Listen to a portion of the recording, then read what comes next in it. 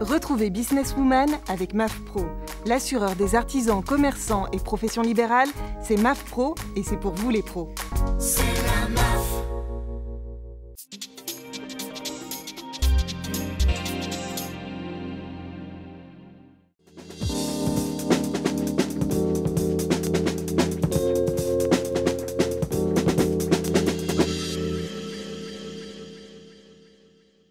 Bonjour à toutes et à tous et bienvenue dans Businesswoman. Et quoi de mieux pour débuter l'année que de parler d'un lieu innovant, Station F. C'est le plus grand campus de start-up au monde. F comme fun, freedom, fraissinet et bien sûr comme femme. Nous recevons aujourd'hui Alexandra Tildiès, fondatrice et CEO d'Anja Paris, une marque de maillots de bain féminin haut de gamme à prix raisonné. Aurélie Truchet, vous êtes cofondatrice d'Uptail, une solution pour créer des modules de formation immersifs en réalité virtuelle. Et Maad Guetouche, vous êtes cofondatrice et CEO de Copélican, un service de transport d'objets par colis entre particuliers. Vous entreprenez donc toutes les trois à Station F. Alors simplement pour commencer sur de bonnes bases, selon vous, qu'est-ce que c'est une start-up ? Aurélie ? On va commencer, ouais, très bien. Alors une start-up, c'est une entreprise, une jeune entreprise, une PME en fait, qui a une solution innovante ou un mode de fabrication ou un procédé différent qui lui permet d'avoir un fort potentiel de croissance. Et on associe souvent start-up avec levée de fonds, donc ça demande aussi un certain investissement pour assurer cette croissance. Je ne sais pas si vous êtes d'accord avec moi. Globalement, tout ce qu'il y a, avec un côté innovant aussi à l'aspect de l'entreprise en fait, et une croissance très très rapide. Donc, ce que tu disais. Quelle différence avec une TPE par exemple, je pense à une boulangerie du coin ou une boutique qui vient de s'ouvrir dans le coin, dans notre quartier. Pourquoi elle ne pourrait pas s'appeler start-up? Pourquoi on ne l'appelle pas start-up en fait, tout simplement? Je pense que c'est aussi le côté international. Les startups sont vouées à se développer à l'international très rapidement et effectivement à croître aussi très rapidement financièrement et dans leur business model. Et je pense qu'une petite boutique, ça reste très local et assez petit, même si leur business en interne peut être intéressant. À Station F, il y a plus de 1000 startups qui sont incubées ou accélérées actuellement. Vous en faites donc partie toutes les trois avec chacune votre startup. Et donc à Station F, le fonctionnement, c'est par programme. Donc chaque startup rejoint un programme via une entreprise.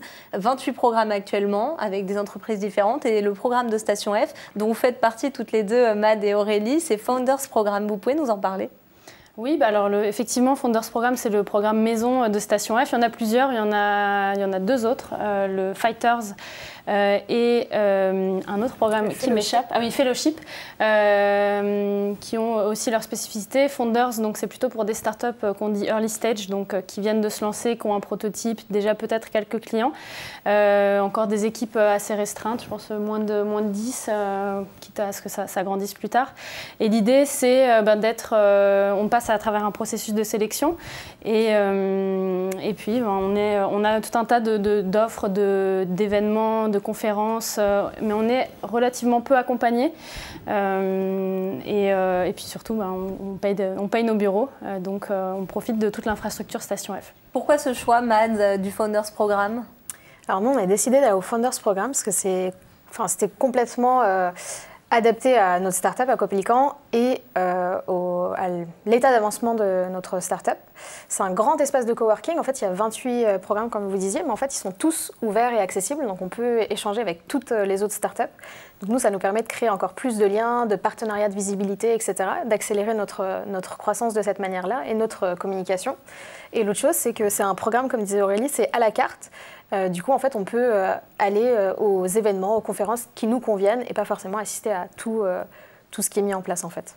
De votre côté, vous, Alexandra, vous êtes au sein de l'incubateur ADN IFN. Oui, c'est deux entreprises qui sont en synergie ensemble. Donc ADN d'un côté qui est plus sur la tech et l'IFM, donc l'Institut français de la mode, qui est plus fashion. Moi, j'ai rejoint ADN IFM parce que j'ai fait l'IFM et que j'ai monté une boîte dans la mode. Et nous, c'est pareil, c'est un programme d'incubateur plutôt qu'accélérateur. Ils ne prennent pas de part, ils ne nous aident pas financièrement, mais ils vont nous accompagner avec des mentors, des conférences, en faisant venir des personnes très intéressantes et en nous permettant de les rencontrer personnellement plus longuement. Alors justement, Station F répond à quel type de besoin, Mad, selon vous? Il y a pas mal de possibilités en fait en allant à Station F, à la fois la visibilité, la communication, les synergies possibles avec les autres entreprises. En fait, comme je vous disais, c'est vraiment un espace qui est ouvert. Et il suffit d'aller à la machine à café pour rencontrer d'autres startups. Avec Aurélie, par exemple, on se connaissait déjà au sein de Station F, parce qu'en fait, il y a des petites équipes de startups qui sont créées, en fait, et chaque équipe contient des startups avec des secteurs... Vous appelez des guildes? Exactement, c'est les guildes. Et ça contient donc des startups qui sont tous avec des secteurs très différents et à des états d'avancée aussi très différents. Donc il y en a qui ont déjà levé des fonds et d'autres pas encore. Donc incubateur et accélérateur, vous pouvez avoir des startups qui sont dans des accélérateurs au sein de la même guilde? Qui sont dans un autre programme par exemple, et en fait on peut les rencontrer très facilement en se baladant tout simplement à Station F et aller voir par exemple Alexandria ou d'autres startups qui sont sur place. L'objectif étant, je pense aussi, de diversifier dans ces guildes peut-être les parcours, l'état de maturité des projets pour que ce soit bénéfique à tous. Aurélie, vous, pourquoi avoir rejoint Station F? En quoi ça répondait aux besoins de votre start-up? Alors c'était pile au bon moment. Donc on venait juste de lancer notre projet. On s'est dit qu'il y avait cet espace qui allait ouvrir à Paris et que ce serait dommage de ne pas y être, qu'on allait sûrement louper quelque chose si on n'y était pas. Donc voilà, c'était l'attrait aussi de ce nouveau lieu. On s'est dit que ça deviendrait potentiellement un des hauts lieux de l'innovation à Paris, en France, voire même en Europe et ailleurs. Donc voilà, c'était l'idée de ne pas louper ça, quoi. Et quels étaient vos besoins à vous, Alexandra? Moi, cet été, le responsable du programme IFM est venu me voir en me disant « Est-ce que tu as besoin d'un bureau ?» Et effectivement, comme je suis toute seule dans ma société, je travaillais de chez moi et en fait, c'est pas du tout sain comme situation. Donc il m'a dit « On a un accord avec Station F » et en fait, je me suis dit c'est vraiment l'endroit où il faut être, il va se passer plein de choses, rencontrer plein de personnes et ça fait vraiment parler. Être à Station F, c'est une belle image. Oui, et qu'est-ce qui fait la différence justement dans le fait d'être à Station F selon vous? Parce qu'il y a quand même peu d'élus finalement par rapport à toutes les demandes, j'imagine, de startups qui veulent y être incubées ou accélérées. Alors, moi je sais que dans mon programme c'est assez spécifique parce que comme j'ai fait l'IFM, c'était une sélection qui était différente de celle du Founders Programme qui était potentiellement plus fluide. Mais Station F, pour moi, c'est vraiment l'endroit qui fait rêver et qui fait parler. Donc voilà. Et pour vous, Mad, selon vous, qu'est-ce qui a fait la différence, qui a fait que votre start-up a été accueillie? Ça, il faudra demander ça au manager de programme, du coup. Mais je pense que tous ici présents, en fait, ce qu'on a de différent, c'est qu'on innovait sur un secteur en particulier, avec vraiment des gros changements sur le secteur donné. Et c'est surtout l'équipe aussi sur laquelle ils misaient. Donc c'est voir en fait qui sont les fondateurs, qui est l'équipe derrière et quelle est leur vision, etc. pour porter cette start-up au loin. Donc c'est plutôt les ambitions, la vision et l'équipe. D'accord. Et vous comptez rester à peu près combien de temps chacune à Station F? Est-ce qu'il y a une durée limitée? Est-ce que l'accompagnement est très précis ou au contraire très libre? Je ne sais pas s'il y a une durée limitée, en tout cas pour le Founders Programme. Nous, on s'était fixé d'y rester au minimum 1 an, peut-être au maximum 2 ans, parce que l'idée, c'est aussi de grossir et d'avoir des équipes. Donc de quitter Station F. Et donc peut-être, ou alors avoir des bureaux spécifiques dans Station F, mais je pense que entre 1 et 2 ans. Pour vous, Mad? Nous, je ne sais pas absolument pas, donc on verra en fonction de l'avancée. Là, on commence à croître vraiment assez fortement, donc on est 5 aujourd'hui au sein de Copelican. Donc en fonction de l'avancée des recrutements, on verra à quel moment il faudra quitter le lieu, justement. Mais il n'y a pas de période définie, du coup, pour le Founders Programme. Après, il y a d'autres programmes pour lesquels il y a des périodes définies, comme l'incubateur HEC, par exemple, où c'est un contrat qui est signé au départ. Et vous, Alexandra, il y a une période définie? C'est une période définie, c'est une année scolaire, entre guillemets, c'est de septembre à juin. avec la possibilité de rester le mois de juillet et août parce que c'est un peu plus calme. Mais en septembre, l'idée est de trouver un bureau qui permette de stocker, de faire showroom, cabine d'essayage, un peu tout. On vous le souhaite. Et du coup, on imagine ce cadre assez agréable. On en a beaucoup entendu parler. Est-ce que vous pouvez un peu nous le raconter, votre quotidien? Moi, j'étais super surprise du silence. En fait, j'avais peur par cet immense espace, très peu de tissu finalement, parce que c'est ce qui retient le bruit. J'avais peur du bruit et du monde. Et en fait, je trouve que c'est hyper silencieux et que c'est un cadre très, très, très agréable pour travailler.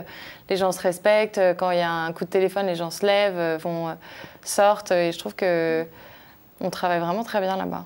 On a justement quelques photos en régie à vous montrer de Station F pour tous ceux qui ne connaissent pas. Alors voilà, là par exemple, je vous laisse commenter peut-être Mad ou Aurélie.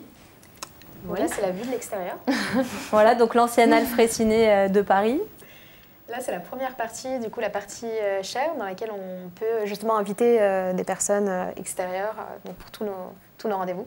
Et donc là, c'est la partie start-up dans laquelle simplement les fondateurs et les employés peuvent accéder pour travailler directement dans cette partie-là. Avec des salles de réunion assez atypiques, hein, comme on le voit, des cubes. Personnellement, quand je m'y suis rendue, j'ai trouvé ça très innovant, justement. Est-ce que vous y avez déjà été, par exemple, vous, Aurélie? Oui, on y est souvent. Elles sont très demandées. On commence à être beaucoup là, à Station F, donc c'est un peu la guerre pour avoir une place. Mais oui, elles sont. Enfin, c'est super agréable. On est coupé du bruit. Parfois un peu coupé d'Internet aussi, mais non, c'est quand même Station F, 34 000 m², je crois. Ils aiment bien aussi cette comparaison de dire que la halle mesure 310 mètres, donc soit plus de l'équivalent de la Tour Eiffel. Des salles de réunion un peu du futur, des espaces de loisirs, de détente, des cafés, des douches, bientôt des appartements, des salles de sport, des salles de création pour les personnes qui ont besoin de matériel. Vraiment, il y a tout ce dont vous avez besoin sur place, et peut-être encore plus, puisque vous avez peut-être pas besoin personnellement d'imprimante 3D ou... Pourquoi pas. Nous, en fait, je pense que la volonté, c'était vraiment de créer un campus un peu à l'américaine. On voit toutes les grandes boîtes de la Silicon Valley, les Google, Facebook, etc., qui ont vraiment recréé une sorte de ville autour de leur siège. J'imagine que l'idée était de faire un peu ça à Paris. Vous y sentez comme chez vous? Oui, alors j'ai un peu plus de trajet pour rentrer chez moi que dans mes anciens bureaux, mais en tout cas c'est vrai qu'on peut y passer du temps, c'est ouvert 24 heures sur 24, on peut y rester tard, y aller le week-end, donc ça c'est chouette. Et typiquement nous le Fab Lab avec les imprimantes 3D, on l'a utilisé pour créer des mugs, pour accueillir des stagiaires, des mugs un peu personnalisés, donc après ça ne sera pas un usage quotidien, mais ça permet d'avoir tout ça à disposition. Vous avez peut-être des anecdotes au sujet de ces lieux que vous utilisez plus ou moins, Mad? Il y a un espace de méditation à l'intérieur de Station F avec plein de plantes, donc on peut s'y reposer pour une pause café par exemple à l'intérieur. Donc il y a vraiment pas mal de petits espaces assez atypiques pour déjeuner, pour des rendez-vous, pour travailler, etc. Donc c'est vraiment génial. Et comme ce que vous disiez, en fait, il y a absolument tout. Donc il y a même des investisseurs, il y a des fournisseurs de serveurs par exemple. Il y a vraiment pas mal de boîtes aussi qui sont présentes sur le campus. Et en fait, on peut aller directement à leur rencontre. Il y a tout un étage aussi qui installe tous les services gouvernementaux dont on a besoin, donc comme l'URSSAF, comme le FIS, comme Pôle emploi, etc. Et en fait, à qui on peut avoir des rendez-vous directement et pas avoir à se déplacer pour toutes les formalités administratives. En fait, nous, ça nous fait gagner du temps d'avoir tout sur le lieu. Et ces entreprises, entre elles, peuvent peut-être aussi faire du business Probablement, oui. Ouais. C'est pas le cas encore pour vous, spécialement? Pour nous, avec les autres entreprises. Sinon, on a déjà fait pas mal de partenariats avec d'autres startups, notamment en visibilité, ou parce qu'on avait les mêmes cibles ou les mêmes types de services. Donc ça, on a déjà fait pas mal de partenariats. Et parfois, comme je vous disais, juste autour d'un café, en fait, en rencontrant quelqu'un, en se rendant compte qu'il y a pas mal de choses à faire ensemble. Donc on fait pas mal de business ensemble de cette manière-là. Et vous, Alexandra, vous en pensez quoi de tous ces services? Moi, mon lieu de prédilection, c'est la Poste. J'y passe ma vie pour livrer mes maillots, donc je suis ravie qu'il y ait une Poste en bas de Station F et que j'ai pas besoin d'aller très loin pour aller poster mes maillots. Donc ça, c'est vraiment très, très, très pratique pour moi.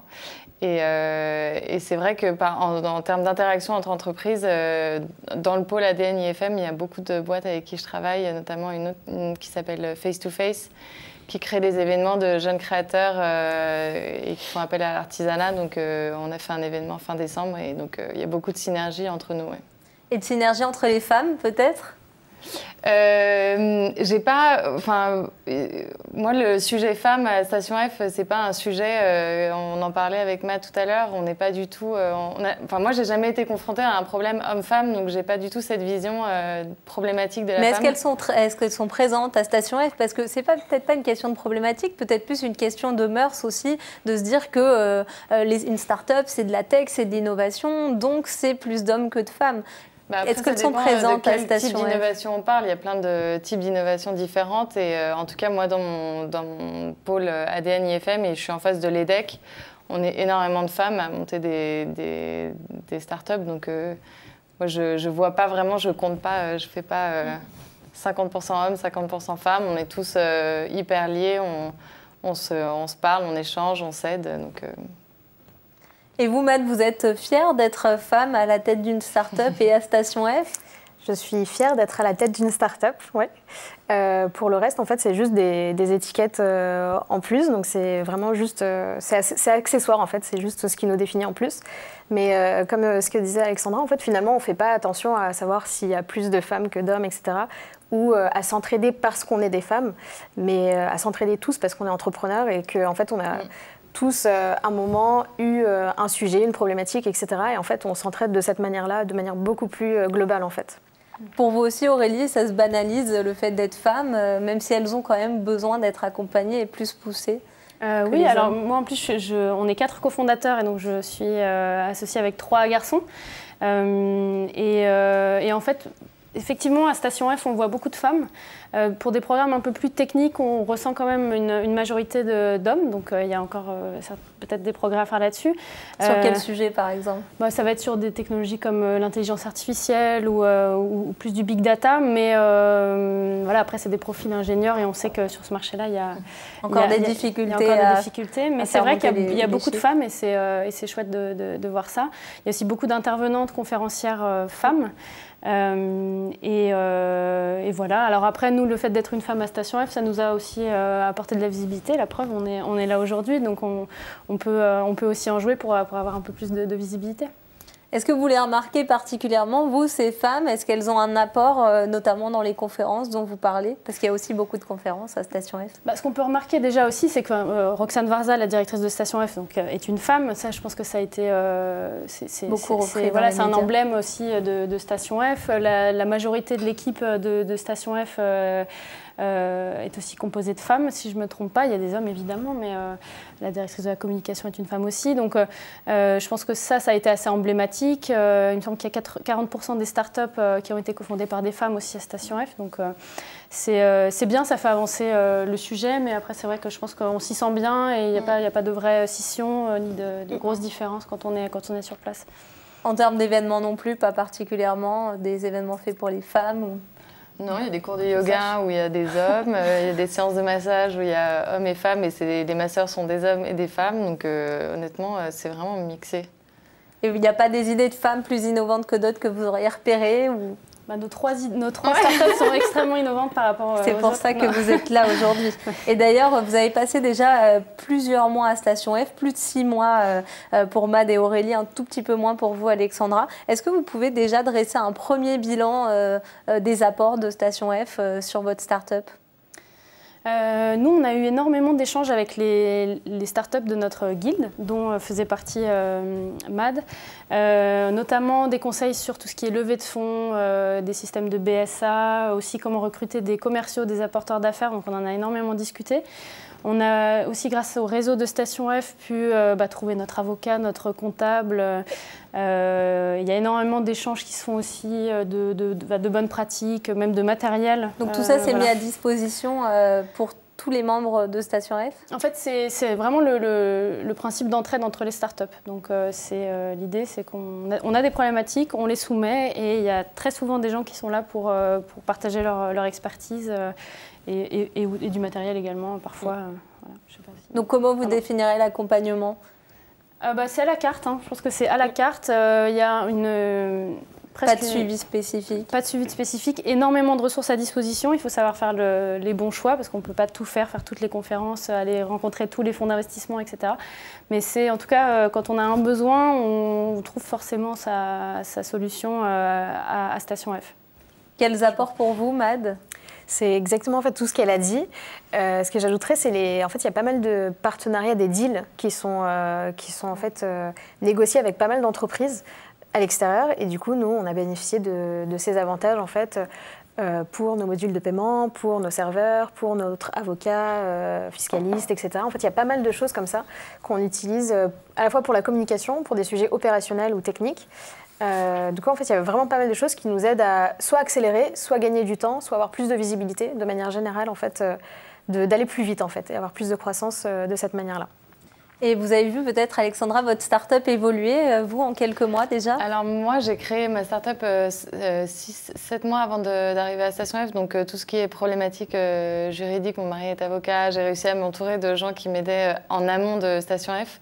Donc je dirais plus que pour moi, c'est des partenariats commerciaux, des idées qu'on peut faire, de développement qu'on peut avoir ensemble, des pop-up liés avec d'autres marques qui sont dans le même secteur ou dans le même type d'entreprise. Donc c'est plus dans ce sens-là, moi, les aides.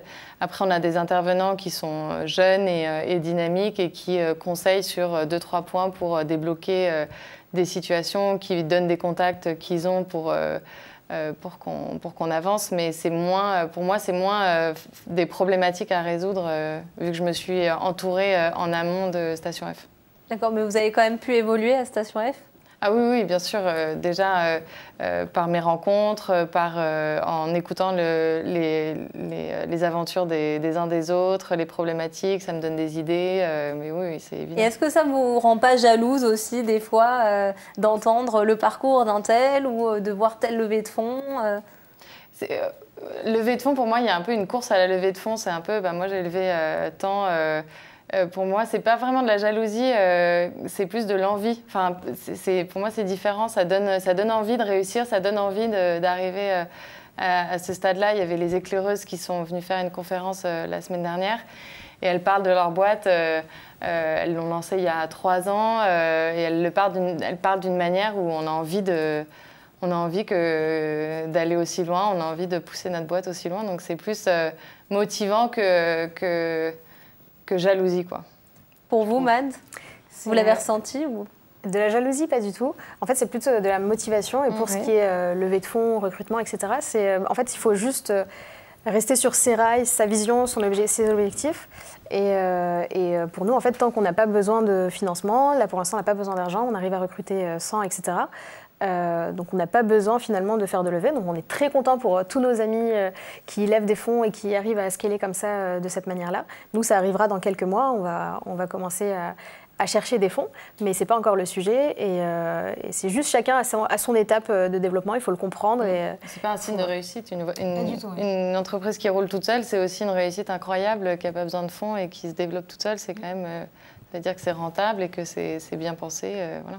Alors, s'il n'y a pas de jalousie entre vous ou à Station F, peut-être qu'il y en a en France. Comment faire pour lancer sa start-up quand on ne vit pas à Paris et qu'on ne vit pas donc proche de Station F? Il y a plein de moyens de le faire. Il y a plein d'accompagnements. Il y a des pépinières, des incubateurs qui existent dans toutes les régions. Il y a le réseau French Tech qui est présent dans les principales villes de France. Et puis il y a aussi la possibilité d'être accepté dans un programme de Station F et de venir pour quelques mois sur place. Il y a des startups de plein de pays différents. Dans le Fighters, moi j'ai fait partie du jury du programme Fighters et il y avait des gens qui venaient il y avait des Américains, il y avait des Marseillais pareil qui voulaient venir 6 mois à Paris pour lancer leur startup. Alors c'est vrai qu'il y a sûrement une concentration plus forte de start-up à Paris. Mais du coup, ce qui rend aussi parfois les aides plus difficiles à avoir parce qu'il y a tellement de demandes que pour des subventions, ce n'est pas toujours évident de sortir du lot. Donc parfois, c'est presque même plus simple de le faire en dehors de Paris. Mais voilà, on n'est pas tous parisiens en étant à Station F, on est soit venus, et puis sinon il y a plein d'opportunités, je pense, ailleurs. Puis peut-être aussi la question du coût. Station F, ça a quand même un coût dont on n'a pas encore parlé. Mad, vous pouvez nous en parler peut-être? Du coût financier? Oui. Alors c'est 200 € par mois par personne. Chaque programme ayant sa tarification. Voilà, exactement. Moi, je vous parle du programme Founders. Après, je pense que les autres programmes, il y en a qui sont gratuits, il y en a qui ont peut-être des tarifications différentes. Alors, le seul programme gratuit, à ma connaissance, c'est le Fighters Programme, donc qui est dédié justement à des personnes dans le besoin ou en difficulté financière ou socialement moins aisées. Mais à part celui-là, je crois que tous les programmes sont payants. Et du coup, ça diffère vraiment d'un programme à l'autre. Pour celui du Founders, c'est à peu près 200 € par mois par personne. Et en fait, on peut ajouter des nouvelles personnes, enfin des nouvelles places en fait, au fur et à mesure qu'on recrute d'autres personnes. Pour le même prix ou... Oui, exactement. Oui. Vous avez jusqu'à combien de personnes C'est jusqu'à 15 personnes, il me semble. Mais c'est assez tacite, mais je pense qu'au bout de 15 personnes dans une entreprise, de toute manière, il vaut mieux avoir ses propres locaux. Et vous, Alexandra, votre programme? Moi, je paye le Station F, enfin, je paye mon poste et je paye le programme en plus. Donc, c'est un petit peu plus élevé. Mais c'est vrai que comparé à d'autres pépinières qui sont à peu près dans les mêmes tranches de prix, on bénéficie du réseau Station F et de la renommée de Station F qui n'a pas dans d'autres pépinières. Donc pour moi, c'est la comparaison de ce... Tous les autres espaces du même type sont payants? Bonne question. À ma connaissance, oui. En tout cas, on paye le poste. Après, je ne sais pas s'ils ont des programmes payants ou non, mais à ma connaissance... Après, il y a des accélérateurs où il y a des deals un peu différents, où il va y avoir une prise de part en échange alors pour le coup d'un accompagnement beaucoup plus individualisé, de mentorat et la possibilité d'avoir accès à des bureaux. Donc je pense qu'il y a autant d'incubateurs que de combinaisons possibles d'accompagnement et de financement. Ouais. Donc quel intérêt pour quel type de start-up d'aller à Station F? Je suppose que toutes les start-up ne sont pas vouées à la Station F, peuvent très bien s'en sortir et réussir pour autant. Oui, alors l'intérêt, ça va être d'avoir des bureaux et accès à toutes ces ressources quand on est dans la bonne phase, au bon moment. Donc ça peut être au tout début, quand on connaît encore assez peu tout ce qu'il faut savoir, tous les leviers de l'entrepreneuriat, les levées de fonds et autres. En tout cas, pour le Founders Programme, moi, je conseillerais à des startups, donc early stage, donc à savoir, vous avez un prototype, une petite équipe où les associés sont déjà là et puis c'est le moment d'y aller, quoi. Après, quand on a effectivement plus de 15 personnes, on peut se payer un bureau ailleurs. Je ne sais pas, 5 ans d'ancienneté, c'est peut-être pas non plus le bon endroit. Je crois que ça apporte peut-être plus de crédibilité aussi, notamment pour les rencontres, Alexandra, avec des partenaires professionnels. Oui, alors moi j'y suis vraiment allée au bon moment de ma start-up parce que j'avais besoin d'un petit coup de visibilité, d'accompagnement, de conseils. Mais c'est vrai que pour des start-up comme les miennes qui ont du stock, c'est pas que je le déconseille parce que c'est toujours un levier intéressant pendant quelques mois. Mais là, le stock est chez moi et ça commence à devenir un peu problématique. Donc, pour mon type de business, la Station F n'a pas du tout prévu d'espace de stockage. Donc, c'est moins intéressant que quand c'est une application qui demande moins d'espace de Vous faites bien de le souligner parce qu'il y a vraiment beaucoup de startups, d'entreprises qui rêvent de fouler un jour Station F, d'y avoir ses bureaux, ses locaux. Mais justement, voilà, quelles sont les limites de Station F ou du moins à quel type de startup ça pourrait ne pas convenir? Mad, hormis l'exemple d'Alexandra avec du stock, est-ce que vous avez d'autres idées d'exemples ou des limites que vous rencontrez au quotidien à Station F? Nous, non, on n'en rencontre pas là-bas parce qu'on on est une start-up à la fois tech, on n'est pas trop nombreux et en même temps, on n'a pas besoin d'un accompagnement individuel qui est vraiment au jour le jour. Donc celles qui ont besoin peut-être d'un accompagnement. Celles qui sont vraiment très early stage. peut-être en fait aller dans un pré-incubateur ou quelque chose comme ça en fait pour être vraiment accompagné sur toutes les questions juridiques, comptables, etc. Nous, on a moins besoin de tous ces sujets-là. Et c'est vrai que aussi, à partir d'un moment, comme disait Aurélie tout à l'heure, il vaut mieux voler de ses propres ailes et avoir ses locaux, etc. Mais c'est vrai qu'on bénéficie quand même d'une grosse visibilité, d'un bon accompagnement, peu importe l'état d'avancement. Donc ça peut aider même pour les startups qui ont des stocks, etc. Est-ce que vous pouvez un peu redéfinir early stage pour les personnes Alors ça va être des startups qui sont, c'est vraiment à l'idée en fait, à la phase d'idée. Donc vous avez une idée, vous commencez à la tester au préalable, et puis vous allez commencer à aller sur le terrain plutôt, à faire des tests, aller voir vos utilisateurs et commencer à monter un prototype, etc. Donc, et après, monter votre entreprise, donc juridiquement, etc. Donc toutes ces phases en fait, elles peuvent être faites au préalable. Et en fait, c'est surtout ça dépend aussi des fondateurs et de leur état d'esprit. Nous, on n'a pas besoin et on ne veut pas avoir un accompagnement et un tuteur qui nous suivent au jour le jour ou toutes les semaines, etc. Donc, c'est aussi en fonction de l'état d'esprit des fondateurs. Il n'y a pas vraiment de règles. Non, oui. Ça dépend donc de chaque entreprise. Et est-ce que c'est vraiment indispensable pour une start-up, selon vous, d'être soit dans un incubateur ou dans un accélérateur, quel qu'il soit, Aurélie ? Indispensable, je pense pas. J'ai en tête des exemples de startups qui marchent très bien et qui sont toujours, entre guillemets, débrouillées toutes seules. C'est un peu faux parce qu'il y a toujours une forme d'accompagnement, des mentors, des conseillers, etc. Mais on peut très bien avoir une startup qui réussit sans être passée au préalable par un accélérateur ou un incubateur. Parce qu'il y a quand même aujourd'hui une start-up sur 10 qui échoue. Alors, est-ce qu'on peut se dire que la start-up sur 10 qui a réussi et qui aboutit à plus de quelques années d'activité, elle est passée par un incubateur ou un accélérateur ou pas forcément ? Vous parliez de celle que vous connaissiez ? Non, pas forcément. Après, ça limite certains risques de passer par un incubateur parce qu'on va bénéficier de conseils de gens qui l'ont déjà fait, qui ont pu se planter sur certains points et du coup bénéficier de leurs conseils. Donc je vous dirais que ça limite les risques, mais c'est pas non plus parce qu'on est passé par un incubateur qu'on a zéro chance de se planter, quoi. Donc non, je pense qu'il n'y a vraiment pas de règle mathématique à ça. C'est quoi la clé pour vous pour réussir en tant que start-up ? La clé, c'est d'avoir une vision long terme et de la suivre, d'avoir un produit qui au final prend bien petit à petit des utilisateurs, résout un vrai problème et qui permet d'avoir des revenus suffisants. Voilà, je pense que c'est ça. Je sais pas si... Pour vous, Alexandra, peut-être moi, c'est de bien s'entourer. Il ne faut pas avoir peur de demander de l'aide, d'envoyer des messages à des copains ou des copains de copains qui connaissent mieux le sujet que soi pour s'entourer. Surtout que moi, je suis toute seule dans ma structure. Donc aujourd'hui, j'ai une stagiaire qui vient de rentrer, mais c'est vrai qu'il faut savoir demander de l'aide et accepter d'être un peu faible sur certains sujets. Et effectivement, avoir un business, d'avoir préparé son business model en amont pour être sûr qu'il y a un moment où on va atteindre un point de rentabilité. Parce que sinon, c'est sûr qu'il y a un moment, financièrement, ça bloque. Même s'il y a des levées de fonds, avoir un business plan avec zéro rentabilité, c'est dur de lever des fonds. Donc voilà, et puis voilà, s'entourer. Vous, par exemple, qu'est-ce qui vous a donné envie de vous lancer en tant qu'entrepreneuse ? Moi, ma petite sœur, c'est mon mari qui est donc avocat d'entrepreneur. Et donc, on était entourés d'entrepreneurs et je lui disais, non mais c'est ça la vie en fait, j'ai envie de tester. Et j'avais un ami qui me disait, si tu as envie de monter ta boîte un jour, cherche pas midi à 14h, essaie de trouver quelque chose qui te manque au quotidien. Parce que si ça te manque à toi, ça manque forcément à quelqu'un d'autre.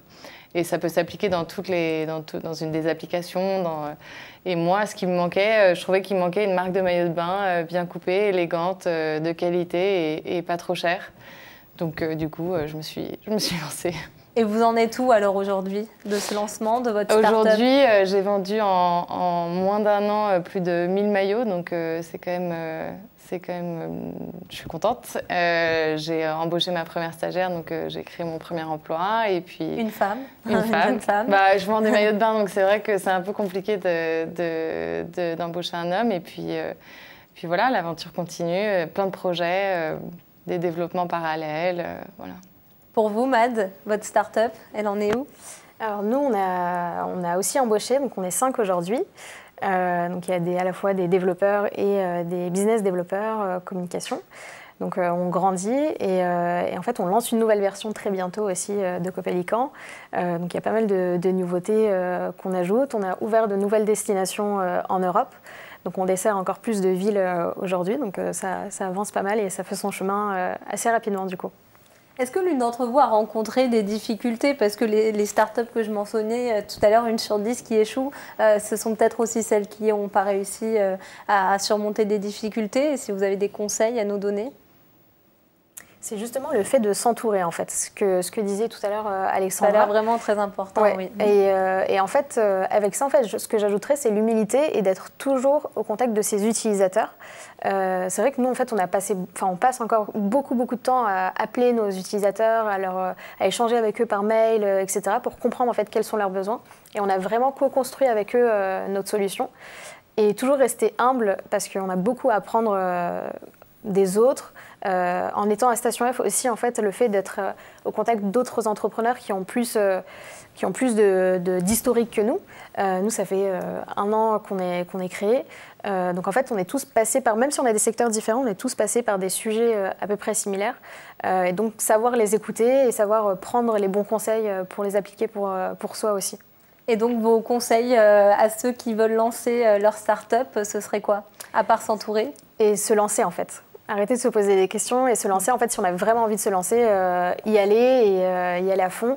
Et voilà, enfin, de se donner les moyens de ses ambitions, en fait. Avoir des fortes ambitions et se donner ses moyens pour les atteindre.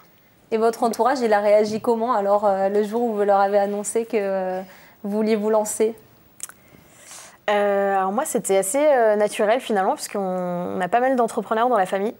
Et ça s'est fait, en fait, je l'ai fait en sortie d'études, donc j'avais à peine fini que j'étais déjà en train de monter Copelican, mon associé aussi.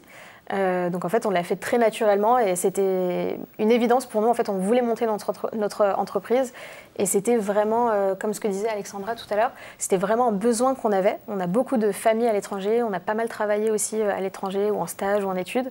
Et à chaque fois, on avait ce besoin. Encore une fois, né d'un besoin. Ouais. Est-ce que tu connais pas quelqu'un qui réalise ce trajet bientôt? Et donc, on a lancé ça très naturellement en fait. Donc, ça a été très bien accueilli dans l'entourage. D'accord. Quelques chiffres peut-être sur le nombre de voyages réalisés aujourd'hui, on a plus de 3000 annonces qui sont postées sur Copelican tous les mois. On était à 400 il y a 6 mois à peu près. Donc ça augmente pas mal chaque mois, chaque semaine en fait. Et Station F a joué son rôle selon vous là-dedans? En visibilité, oui. Ouais, vraiment pas mal. Et ensuite, avec tous les partenariats, en fait, on a fait des partenariats donc avec d'autres startups qui ont les mêmes types de segmentation pour les utilisateurs ou des services qui sont similaires. Donc, on peut proposer aussi à nos utilisateurs en complément. Et pour vous, Aurélie, alors vous en êtes où de votre start-up? Quelles sont les prochaines étapes de développement? L'année 2018 va être très excitante, donc on va être 12 en mars. On travaille avec un tiers des groupes du CAC 40 et on a beaucoup de partenariats avec des organismes de formation, des universités, des écoles. On va aussi avoir un distributeur en France donc, qui va, je pense, permettre de diffuser plus l'outil qu'on a créé donc, pour faire de la formation en réalité virtuelle. Et puis, voilà, il y a des enjeux humains, des enjeux technologiques. Donc, continuer à développer notre outil, y rajouter des services encore plus intelligents donc, que d'autres n'auraient pas. Donc, voilà. Et qu'est-ce que votre expérience d'entrepreneuse vous a appris et que vous pourriez justement transmettre à celles et ceux qui nous regardent? En fait, j'apprends tous les jours sur moi-même et sur les autres. Je viens d'un monde complètement différent. En fait, j'ai travaillé avant dans les entreprises du CAC 40 et c'est ce qui m'a donné envie de les quitter. Voilà. Et en fait, je me découvre au quotidien. Enfin, je trouve des ressources que je ne pensais pas avoir. Je suis beaucoup plus patiente aussi avec les autres. J'arrive à mieux déléguer, à faire confiance aussi aux autres. Vous avez peut-être trouvé votre voie? J'espère, on verra bien, mais en tout cas, c'est vrai que ça demande énormément de ressources, mais je sais que j'arrive le matin et je me suis fait la réflexion la dernière fois, j'étais contente de voir les gens avec qui je bossais. Je me suis dit, je suis vraiment contente d'être là, même si je suis crevée et que ça fait 3 semaines, voire plus, qu'on bosse énormément. Je suis profondément heureuse de faire ça. Et voilà, donc j'espère que ça va continuer aussi bien en 2018. Et quels seraient vos conseils alors à ceux qui hésitent à se lancer, comme vous, ou qui peuvent aussi être dans un domaine tout à fait différent ? Alors il y en aura 2. Le premier, c'est de tester le plus rapidement possible son idée et son produit auprès de clients ou auprès de personnes qui peuvent conseiller. Et vraiment écouter ce que vont dire les potentiels clients. Pas forcément ce que vont dire, même s'ils peuvent être très bienveillants, vos amis ou des gens qui ne connaissent rien du tout au marché que vous voulez attaquer. Parce que même s'ils sont bienveillants, ce n'est pas toujours des bons conseils. Et aussi être capable de beaucoup d'agilité. Donc se rendre compte qu'en fait, il peut y avoir un nouveau concurrent qui va sortir la semaine suivante, qu'il y a peut-être une technologie sur laquelle on voulait se baser qui va complètement changer et du coup qui va devoir faire en sorte que en fait, vous allez passer 3 semaines à redévelopper une fonctionnalité. Donc voilà, l'agilité et la capacité d'aller tester très vite auprès des futurs utilisateurs. On va revenir sur votre expérience maintenant à Station F. Est-ce que vous auriez, Alexandra, des petites anecdotes à nous raconter sur votre quotidien ? Moi, en fait, c'est assez marrant parce que je suis un peu un ovni avec mon Stockmann et mon maillot de bain au milieu de tous ces geeks. Et c'est vrai que sur mon pôle ADN IFM, c'est de la tech et de la fashion. Et parfois, c'est de la tech vraiment très poussée et de la fashion très poussée. Donc, il y a très peu de boîtes qui font un peu des deux. Et la table à côté, c'est donc de l'intelligence artificielle et on ne sait pas communiquer, en fait. On n'a pas du tout le même langage, on ne comprend pas les mêmes choses. Comment ça se passe alors ? Du coup, on en rigole et on s'entend bien, mais c'est vrai qu'on on parle pas du tout le même langage et voilà, donc c'est assez marrant. Mad et Aurélie, vous vous connaissiez donc depuis votre expérience à Station F. Vous avez des anecdotes, je crois, aussi à nous raconter ? On s'est retrouvés à des événements tech, on s'est retrouvés à Lisbonne. Parce que Station F aussi propose des événements à l'international ? Alors, pas forcément, mais ça nous permet de retrouver certains réseaux comme la French Tech, des choses comme ça. Nous, on n'y était par hasard en fait sur place et on s'est retrouvés. On a retrouvé pas mal d'autres startups de Station F au Web Summit, justement à Lisbonne. Et on a pu faire pas mal de belles rencontres là-bas en plus, du coup, d'augmenter notre réseau sur place, etc. Donc, Et moi, j'avais une anecdote assez rigolote à Station F. En fait, il se trouve que François Hollande a un bureau y est tous les lundis. Et on a rencontré son équipe pendant 1 heure pour lui présenter notre produit. Et il se trouve qu'1 heure plus tard, on avait notre premier événement client. Donc, on avait invité 50 personnes à venir à Station F pour leur faire des démos et leur parler de notre produit. Et en fait, on a demandé à François Hollande s'il était d'accord de passer faire coucou à nos clients pour un peu les impressionner et dire que c'était un de nos supporters. Et en fait, il était super content. Il est passé. Il a fait bien plus que juste un coucou. Il a fait toute notre introduction. Donc quand on a dit à nos clients, voilà, on a un petit invité surprise, va falloir se lever à son arrivée, personne n'y croyait. Et donc là, François Hollande est arrivé avec en plus ses caméras de TF1. Donc c'était voilà. Donc je pense que si on avait organisé ça en dehors de Station F, on aurait eu du mal à faire venir François Hollande pour notre intro. C'est vrai que même s'il existe certainement de très beaux lieux où il se passe de très belles choses ailleurs aussi, incubateurs comme accélérateurs, on vous l'avait dit dès le début de cette émission, Station F est un lieu très impressionnant. On ne pouvait pas imaginer un campus en pleine expansion sans bien sûr ces start-upeuses prometteuses. Je vous souhaite donc à toutes les 3 une très belle continuation dans vos startups, dans vos projets. Merci à tous ceux qui nous ont suivis pendant cette émission. Sachez que vous pouvez revoir cette émission sur demain.fr, WeDoBiz et ellesentreprenent.fr. On se retrouve très vite pour une nouvelle thématique autour de l'entrepreneuriat au féminin. Alors d'ici là, n'oubliez pas, derrière chaque businesswoman, il y a une vocation, la vôtre.